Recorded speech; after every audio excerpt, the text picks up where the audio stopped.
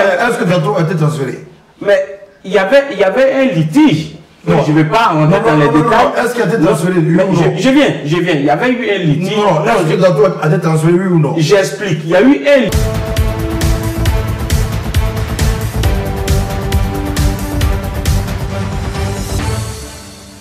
La plupart des clubs ivoiriens sont en panne sèche. Plusieurs clubs mythiques ont disparu de la scène, y compris les clubs de l'État. D'année en année, les clubs ivoiriens sont sur le marché. Les dirigeants veulent s'en débarrasser, au point où l'on s'interroge. Le football ivoirien ne rapporte plus d'argent. Est-il risqué d'investir dans le football ivoirien? Mesdames et messieurs, amis sportifs, bonjour et bienvenue aux Regards sportifs sur Vision 24 TV. Nous parlerons aujourd'hui de l'investissement dans le football ivoirien, risques ou opportunités. Et pour en parler, bien sûr, c'est avec Edmond Sengoné, analyste sportif, entraîneur. Edmond, bonjour. Bonjour Moïse. Et bienvenue aux Regards sportifs. Merci. Saman Kofi à ma gauche, consultant sportif, analyste. Saman, bonjour. Bonjour, Salé. Et bienvenue aux Regards sportifs. Merci. Voilà, le décor est planté. Edmond Sengoné, on remarque que le club amateur ici en Côte d'Ivoire ne figure plus sur le TMS. Le transfert, certainement. Alors, ce qui veut dire que les clubs amateurs n'ont pas la capacité de faire un transfert de leur club à un club professionnel en Europe, à l'étranger. Oui, merci beaucoup, Salé. Moi, je pense que c'est un sujet qui est très délicat. C'est très délicat dans la mesure où les clubs amateurs, par ricochet, même les centres de formation, sont ces clubs-là qui, aujourd'hui, sont les véritables pourvoyeurs de joueurs, de pépites. Donc, quand ces clubs-là n'arrivent pas à placer des joueurs, c'est un véritable problème dans la mesure où il n'y a pas de retour sur investissement. Donc c'est un véritable problème pour ces clubs-là dans le développement. Voilà, Saman, vous qui étiez agent de joueur, c'est difficile aujourd'hui de pouvoir parler de transfert d'un club amateur, d'un club professionnel en Europe, parce que les clubs amateurs n'ont pas la capacité d'être inscrits au TMS. Alors, Saré, je pense bien qu'il y a des mécanismes quand même qu'on peut trouver pour pouvoir faire un transfert d'un club amateur à un club professionnel au niveau de l'Hexagone. Partant de la base, on ne peut pas faire un contrat en amateur, mais on peut faire un contrat de formation qui est affilié à ce club amateur-là pour mettre le joueur sous contrat de formation. Et avec ce mécanisme de contrat de formation, on détient les droits du joueur pour pouvoir le transférer. Donc, il y a une possibilité de pouvoir vraiment agir sur cette plateforme-là pour pouvoir faire un transfert sur un joueur. Alors, aujourd'hui, est-ce que les clubs amateurs ont la capacité d'être inscrits dans le TMS? C'est pas possible. Oui, mais je pense bien que quand on parle du TMS, il y a d'abord détenir les droits du joueur sur un an. Par exemple, le club qualifie le joueur sur un an, qui, pour moi, quel que soit le club professionnel qui veut le joueur, il faut passer la main à ce club professionnel. Du coup, on est sur le passeport sportif du joueur. Le joueur n'est pas libre. Il n'est pas libre sur une saison. Donc, moi je veux dire, il n'est pas libre dans le club. Non, il n'est pas libre du moment que c'est une saison de qualification au niveau du système informatique de la fédération. Alors que le joueur a peut-être fait par exemple 5 ans de formation, mais il a fait qu'une saison dans le TMS. Dans le TMS pour les clubs amateurs. Alors, en mi-saison, il y a des transferts qui se font. C'est pas juteux. Oui, mais comme je le dis, il y a quand même des possibilités de garder le joueur sur un. La plupart du constat que nous faisons aujourd'hui dans les clubs, c'est des jeunes joueurs, de 15 ans à 16 ans. Mais pourquoi aujourd'hui, excusez-moi, pourquoi aujourd'hui former un joueur sur 5 ans, 7 ans, et puis on a la capacité de l'inscrire seulement que sur une année dans un système pour pouvoir le vendre? C'est-à-dire, à la vérité, les autres années ont été des années qui ne seront pas rentabilisées. Mais voilà pourquoi j'ai dit les joueurs qui sont des joueurs mineurs, et les clubs ont cette possibilité de joindre des centres de formation sur les clubs amateurs pour pouvoir faire des contrats de formation. Quand on détient un contrat de formation pour un joueur, on peut aller jusqu'à 3 ans de contrat de formation qui permet de détenir les droits du joueur en cas de besoin d'un autre club professionnel pour céder le joueur. Moïse, le mécanisme, à entendre parler Sama, le mécanisme n'est pas bon. Il n'est pas bon. Il n'est pas bon parce que, parlons d'un français simple, purement simple pour qu'on se fasse comprendre. Je forme un joueur sur 7 ans et pour rentrer dans mes fonds de formation, ça veut dire quoi? Le joueur là, je loue des terrains pour l'entraîner. Souvent, des entraîneurs, des formateurs sont des tuteurs même pour ces joueurs. Ils vont jusqu'à les scolariser, etc., etc. Et où le joueur est productif, je dois forcément le prêter un club professionnel, c'est-à-dire un club de Ligue 2 en Côte d'Ivoire, quand je fais référence au club professionnel, c'est un club de Ligue 2 en Côte d'Ivoire ou encore un club de première division en Côte d'Ivoire.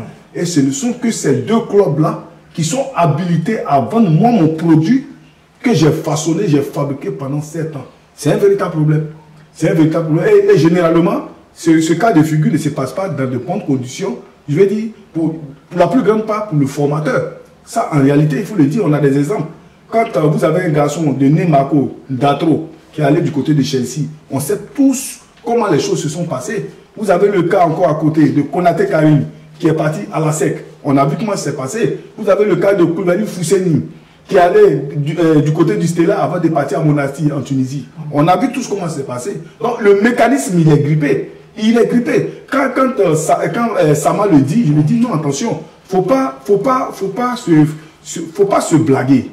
Arrêtons un peu quand même. Parce que lui qui a été agent de joueur, sur ces 10 dernières années-là, avec ce mécanisme qui est en place, il a placé combien de joueurs? En réalité, voici le grand problème. On ne travaille pas pour perdre, on travaille pour gagner. On travaille pour avoir un retour sur les investissements qu'on a fait. Donc, en réalité, le système est grippé. Il n'est pas favorable aux formateurs et aux clubs qui forment le joueur en réalité. Voilà. On va évoluer. Je vais rebondir sur ce que Senghone a dit. Vous voyez, les clubs amateurs ont la possibilité de qualifier le joueur sur une année. Une fois que le joueur est qualifié, il figure dans le système informatique de la fédération. Et il appartient au club de ce qu'on appelle, quand il y a le TMS, on dit le passeport sportif du joueur. Une fois que vous qualifiez le joueur figure sur votre passeport sportif. Quand il y a transfert, on tient compte du nombre d'années que vous avez qualifié le joueur. Il y a des clubs européens qui ont des catégories, il y a des catégories 1 et ainsi de suite. La catégorie 1, je le dis, c'est 90 000 euros par année de formation. Lorsque vous avez qualifié le joueur sur une année. Supposons que vous avez le gamin depuis ses 12 ans et vous le qualifiez jusqu'à ses 18 ans avant son transfert. Ça vous fait combien d'années de qualification? Est-ce qu'aujourd'hui, un transfert est possible d'un centre de formation? C'est possible. Un transfert? Oui, un transfert est possible d'un centre de formation à un club. Il y a des clubs aujourd'hui. Non, mais il y a des clubs amateurs aujourd'hui qui qualifient le jeu. Je l'ai dit dans mes propos d'entrée que quand le joueur est qualifié pour une saison, je suppose qu'il y a le mercato hivernal où peut-être j'ai qualifié le joueur en début de saison. Au mercato hivernal, il y a un club qui s'intéresse à mon joueur, mais je peux le céder. Non, parce qu'aujourd'hui, on remarque que la plupart des joueurs en amateur, ils partent de plus en plus libres. Il n'y a pas de transfert. Mais quand de toute façon, aujourd'hui, on dit le montant du transfert, par exemple, à 300 000 euros, à 400 000 euros, et des informations, par exemple, je dis n'importe quoi, et ça va y à Bobo, pour aller, par exemple, je veux dire, à Kelsey, par exemple, il n'y a pas de transfert dans le club amateur, un club professionnel, à partir de la Côte d'Ivoire. Donc, ce que vous dites, le cas d'Adro que Senghone avait dit. Mais Marco était en 2-3.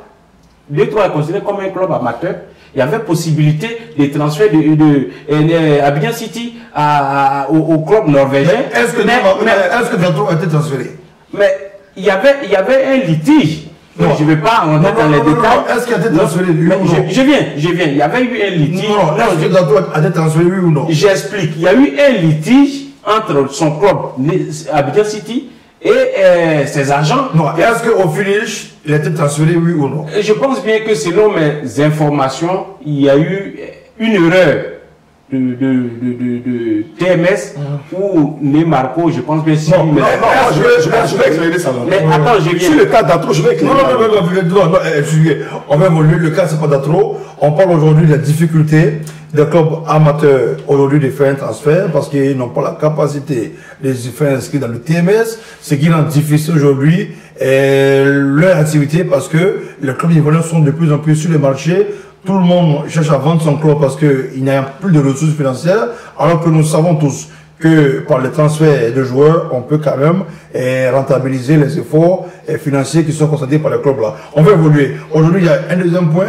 Les clubs amateurs n'ont pas de subvention, excepté ceux de la division 3, au point où aujourd'hui un club de district, de régional fonctionne sous fonds propres. Est-ce que pour vous, il n'y a pas quelque chose à faire pour faciliter la tâche aux investisseurs qui n'ont pas grand moyen, qui veulent aujourd'hui embrasser une carrière dans le football. Oui, mais il y a beaucoup à faire. Il y a beaucoup à faire, il faut le dire tout net. Parce que, vous voyez, par exemple, le championnat de district, par exemple, les clubs des districts payent leur engagement. Ils payent les licences au même prix que les clubs professionnels. Il y a un problème. Ils ne sont pas subventionnés. Les clubs professionnels sont subventionnés. Les clubs amateurs avoisinent les 300 voire 400 clubs.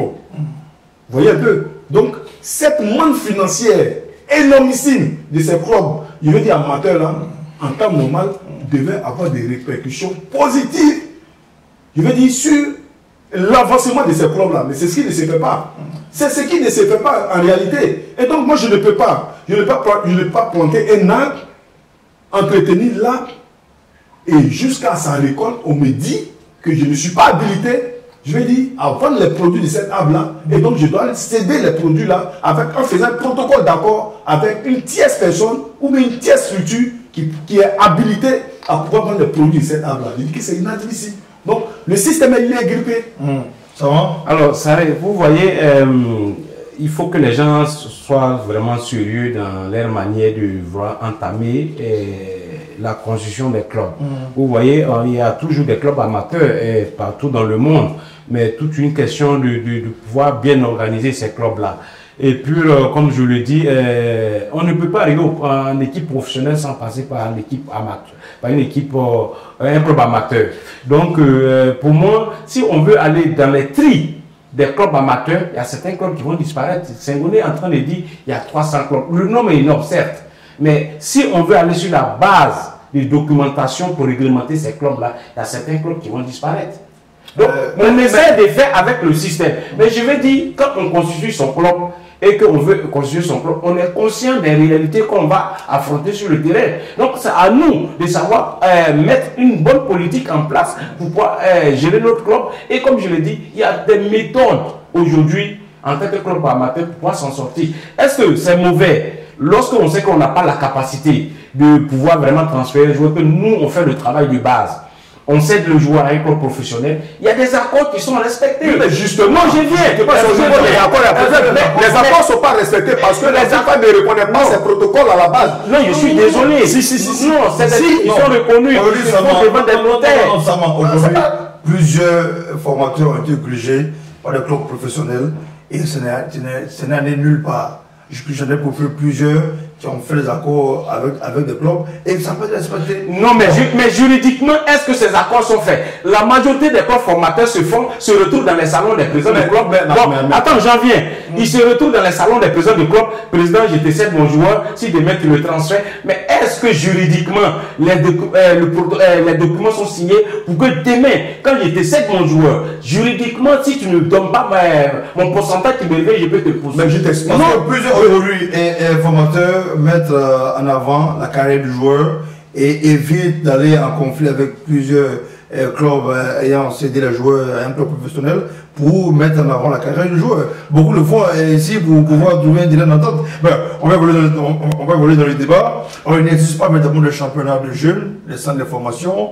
Aujourd'hui, pour celui qui veut se mettre dans la formation, typiquement dans la formation, n'arrive pas à avoir la compétition pour essayer de faire progresser le joueur qu'ils forment, au point où plusieurs sont obligés, il est bien obligé, d'aller se diriger en club pour pouvoir compétir.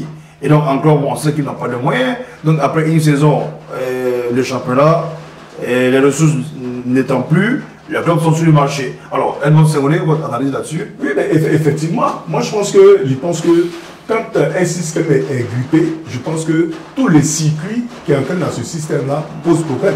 Et c'est dans ce bisbille-là qu'on se retrouve aujourd'hui. Parce que si le mécanisme, il doit moi me permettre d'avoir un retour sur investissement après la formation d'un joueur, au bout de ce système-là, il y a problème.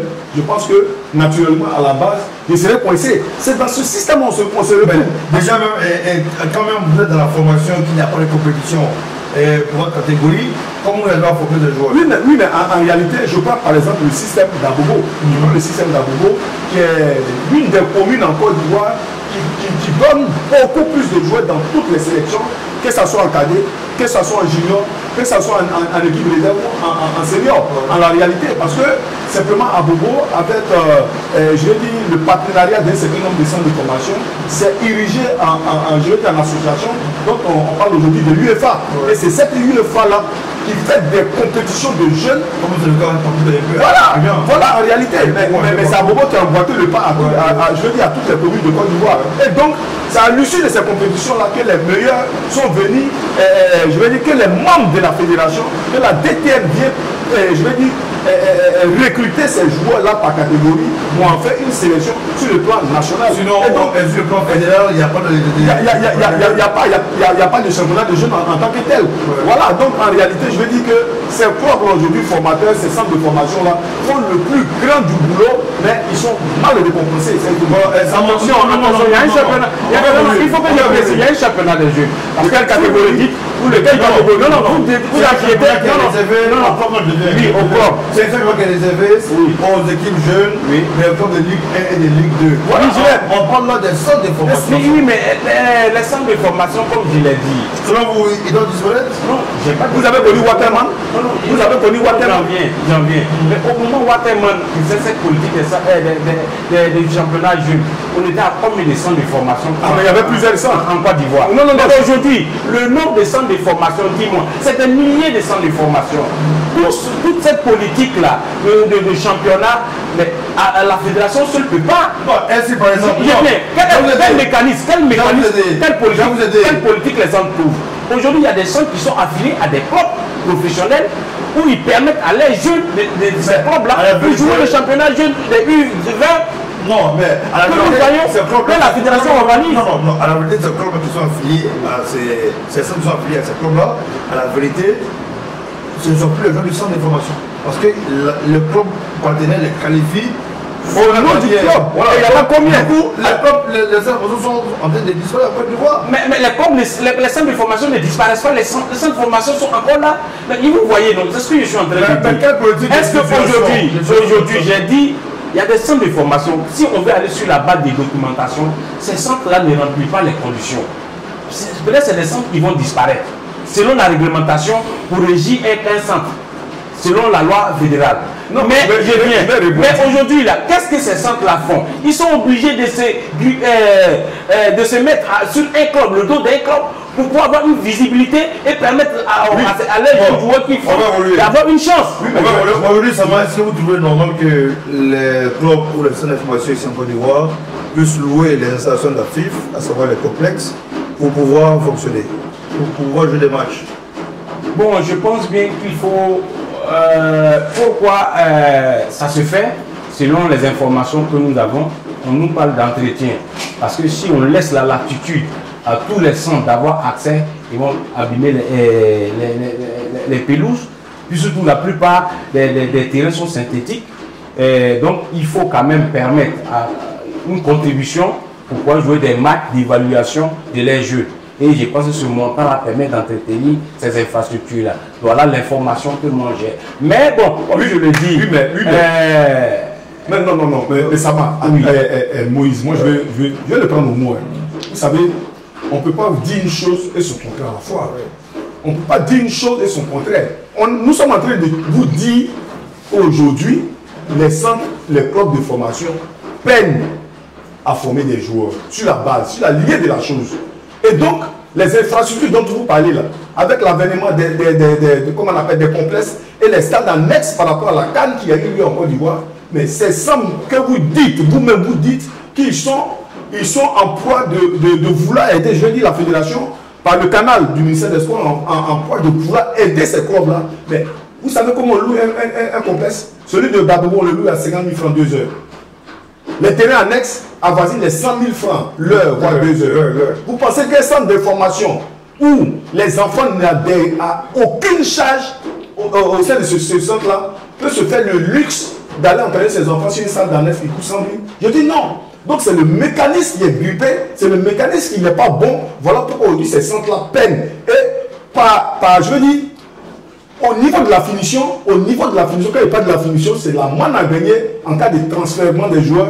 Il y a problème. Parce que quand vous allez faire ce partenariat, il y en a combien? Vous avez dit tout à l'heure, il y a des centres qui s'adossent à des clubs. Il y en a combien de clubs en Ligue 1? Il y en a combien de clubs?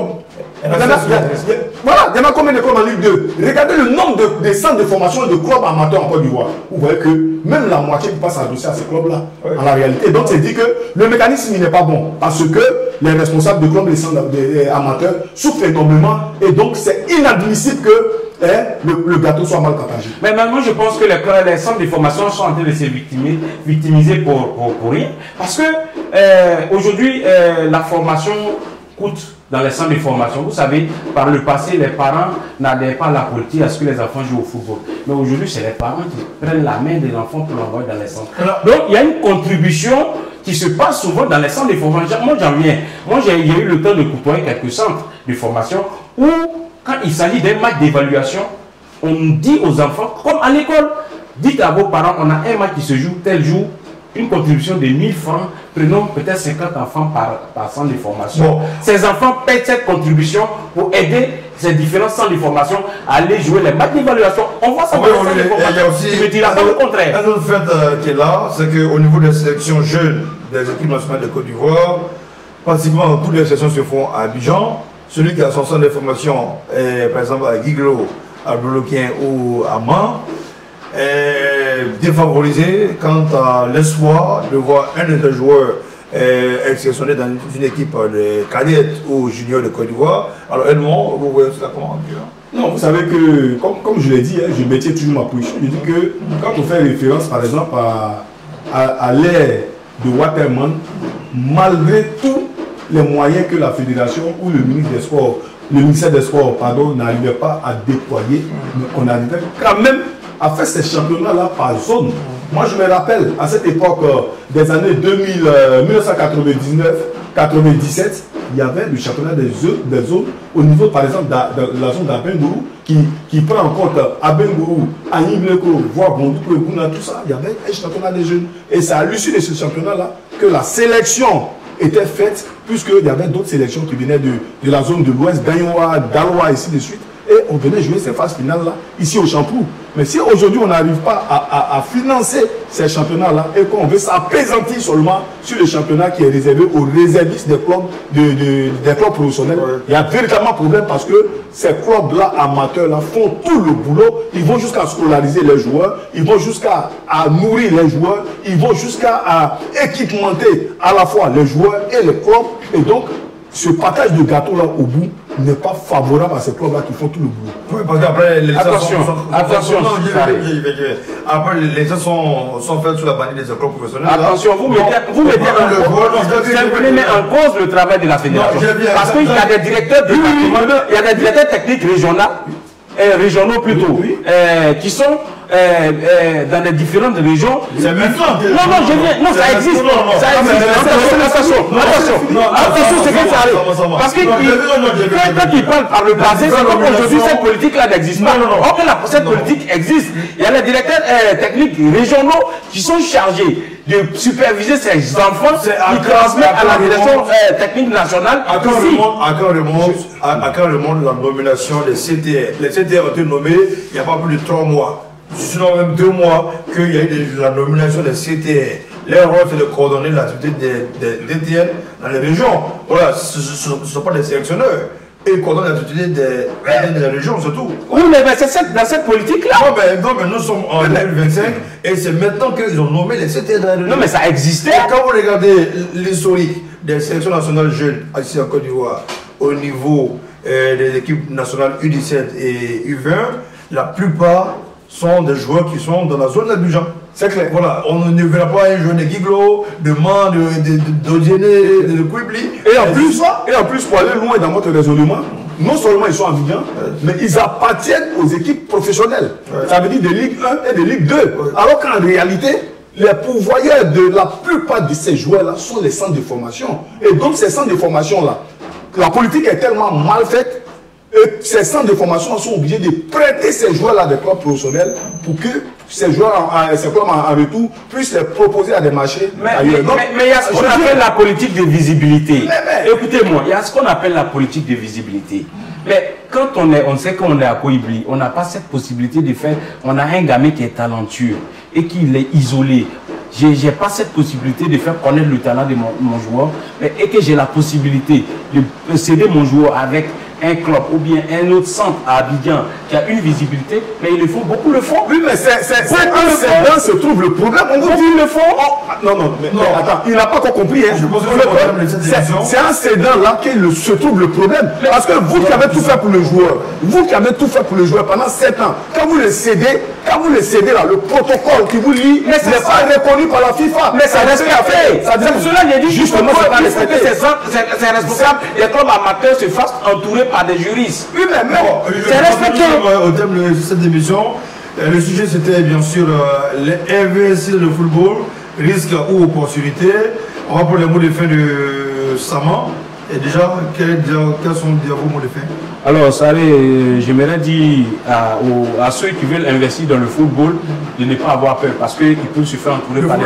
Le football ivoirien, bien sûr, de se faire entourer par des professionnels qui vont les orienter parce qu'aujourd'hui, à cause de notre cadre, le marché ivoirien est beaucoup sollicité par l'Hexagone. Il suffit de se faire entourer pour former des jeunes talentueux. Ils vont entrer en position de leur investissement ici quelques années. D'accord. Non, moi je pense que le système il n'est pas bon. Le mécanisme qui a abouti, je vais dire, à la vente de ces joueurs-là, il n'est pas bon, il est grippé. Pourquoi il est grippé? Parce qu'en réalité, les clubs de formation, les centres de formation, c'est eux les vrais pourvoyeurs de ces talents-là, de ces pépites-là, au niveau de nos différentes sélections, que ce soit en cadet, en junior, en espoir ou même en professionnel, c'est ces centres de formation, ces clubs amateurs-là qui sont pour la plupart, je vais dire, pourvoyeurs de ces talents-là. Et donc, quand cette machine-là est grippée, ceux qui font ces talents-là, ceux qui mettent ces talents au grand jour, ne peuvent pas avoir un retour sur investissement. Donc, cette fédération, ce ministère des Sports doit pouvoir faire l'état des lieux pour permettre à ces clubs-là qui font tout, qui vont jusqu'à scolariser les enfants, qui vont jusqu'à mettre tout ce qu'il y a comme moyen pour pouvoir former un joueur, soit récompensé au finish. Voilà, merci à vous d'avoir répondu à notre invitation. Merci à tous nos internautes qui nous suivent depuis un bon moment. D'ici là, portez-vous bien et à très bientôt.